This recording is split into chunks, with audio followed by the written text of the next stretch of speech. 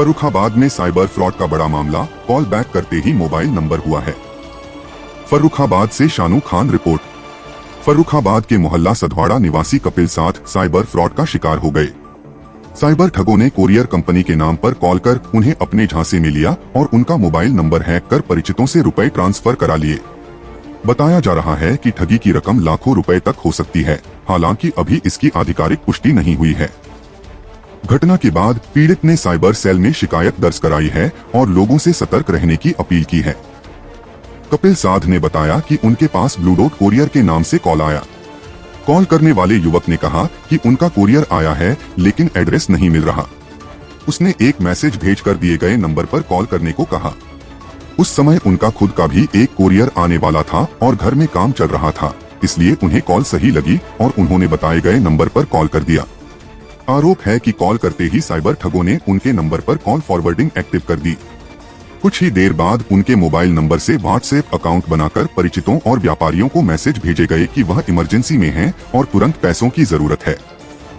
कपिल के व्यवहार और पहचान की वजह से कुछ लोगों ने भरोसा कर रुपए भी ट्रांसफर कर दिए। इसी दौरान कपिल के नंबर पर आने वाली कॉल लगातार काटी जा रही थी।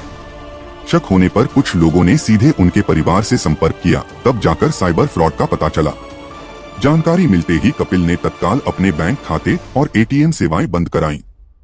पीड़ित ने साइबर सेल में शिकायत दर्ज कराते हुए कहा कि साइबर अपराधी खासकर व्यापारियों और साध समाज के लोगों को निशाना बना रहे हैं। उन्होंने लोगों से अपील की कि किसी भी अनजान नंबर पर कॉल बैक करने, ओटीपी साझा करने या लिंक खोलने से पहले पूरी जांच जरूर करें। साथ ही आरोपियों की जल्द गिरफ्तारी की मांग की है।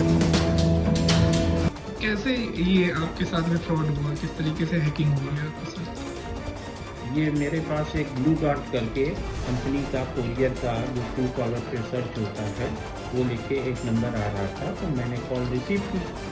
उसके बाद वो कहा कि आपका ये कोरियर है, तो इस कोरियर को आपका लोकेशन ट्रेस नहीं हो पा रहा है, तो बंदा वहाँ पे है, तो आप उसका नंबर बात कर लीजिए, मैं आपको टेक्स्ट मैसेज भेज दूँगा। तो हमने कहा कोरियर में क्या है, तो बोला बैंक डॉक्यूमेंट है। तो हम बैंक डॉक्यूमेंट्स आते रहते हैं, उनकी रिक्वायर्ड भी रहती है, तो हम अप्लाई भी किए हुए थे, तो हमें लगा कि होगा। फिर भी मैंने अपने घर पे कॉल किया तो मालूम पड़ा वहाँ कोरियर कोई रिसीव नहीं हुआ। तो उसके बाद फिर उसने हमें टेक्स्ट मैसेज भेजा, तो उसमें कुछ *21 उसके बाद नंबर 10 डिजिट का और फिर डॉट # लगा हुआ था।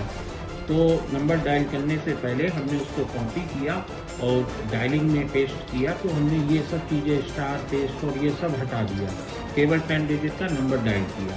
जब उस नंबर को हमने डायल किया तो दोबारा उसी बंदे ने फ़ोन किया कि आपका ये फ़ोन फिर कंपनी में लग गया है और आप जो हमने मैसेज भेजा उसी पे क्लिक करके मिलाइए, तब आपका उस बंदे से कनेक्ट होगा।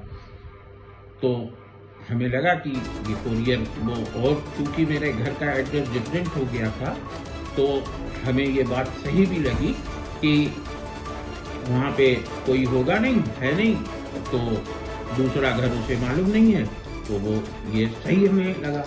तो हमने जैसे ही वो डायल किया और फ़ोन जो है उसने 1-2 बार कुछ किया, वो हमें मालूम नहीं पड़ा और वो फ़ोन हैक हो गया।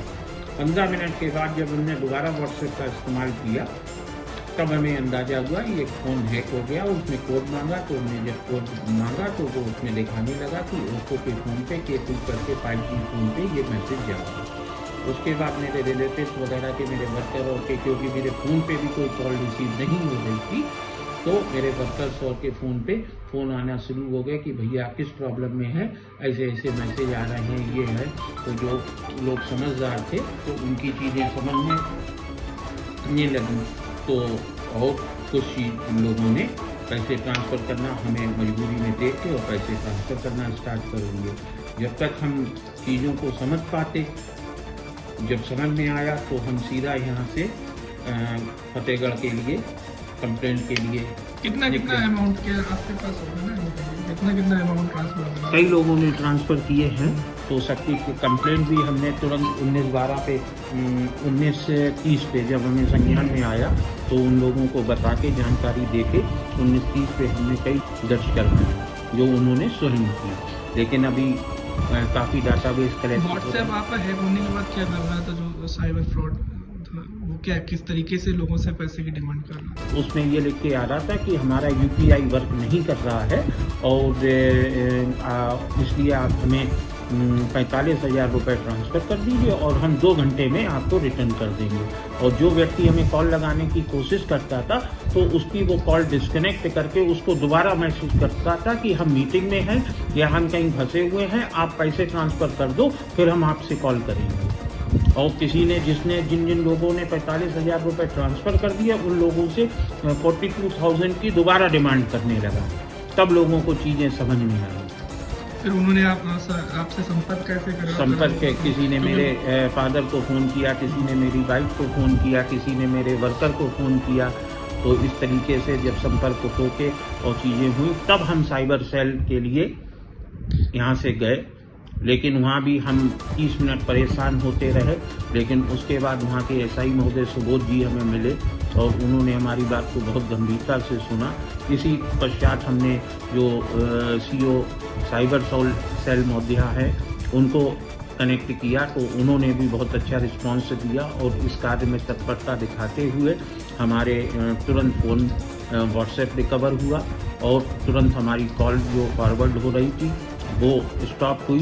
लेकिन इस सब प्रोसीजर में शुरू के 30 मिनट तो वहाँ की लापरवाही से ख़राब हुए, लेकिन बाकी हमारी चीज़ें बहुत सेफ हुई और हम व्हाट्सएप को रिकवर करने में और फ़ोन की फॉरवर्डिंग को रोकने में साइबर सेल के माध्यम से कामयाबी मिली। ठीक हो गया था उसके बाद जी। वो चीज़ें बंद हो गई। हाँ, अभी क्या चल रहा है, मतलब पैसा ट्रांसफर हो गया था तो पैसे कुछ फ्रीज ट्रांसफर वगैरह हो करा गए, गया क्या? कुछ फ्रीज हुए हैं, लेकिन अभी हमें पूरी जानकारी नहीं मिल पा रही है। उसके प्रयास में लगे हुए हैं कि हमें जानकारी मिले और कैसे हमारे इस पैसे की या हमारे रिलेटिव्स के पैसे की रिकवरी हो सके। लोगों को क्या बताएंगे आपके साथ जिस तरह से नया फ्रॉड हो रहा है, एक तरीके से नए तरीकों से फ्रॉड कर रहे हैं जो भी साइबर क्राइम? इस समय बहुत अवेयरनेस का मौका है।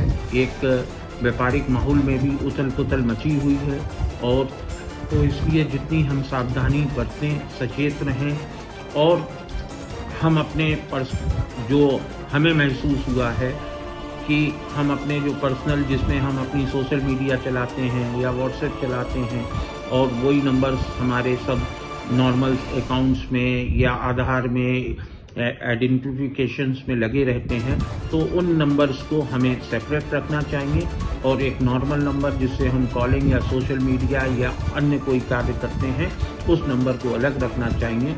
और मेरे हिसाब से वो नंबर हम कैरी भी ना करें तो ज़्यादा अच्छा रहेगा। ऑफिस टू होम उस नंबर को हम यूज़ करें तो हम कहीं ना कहीं एक सेफ्टी भी महसूस करेंगे और इस अननेसेसरी चीज़ों से बचने का प्रयास ही कर सकते हैं। बाकी तो वो लोग जो क्राइम में होते हैं वो तो हमसे भी 2 कदम आगे चलने का प्रयास करें।